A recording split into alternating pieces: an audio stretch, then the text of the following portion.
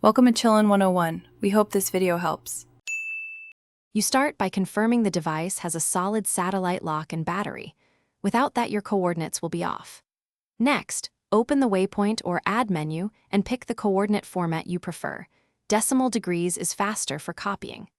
Then capture your current position or enter coordinates manually.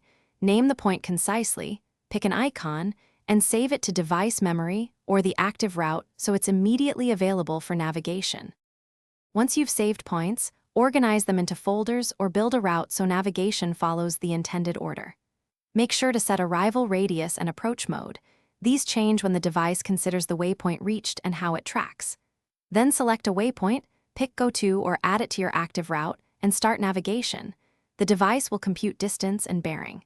As you travel, watch the guidance cues and update waypoints or reorder them as conditions change. To finish, save and export completed waypoints and routes to a GPX file so you have a backup. Transfer via USB or the companion app.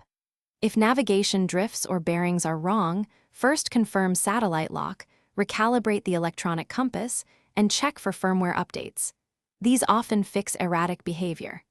If a waypoint disappears, resync from your backup or re-enter the coordinates manually. One quick troubleshooting tip. Toggling GPS off then on forces a fresh satellite acquisition and often resolves minor position errors. Thanks for watching. Consider subscribing if we helped you.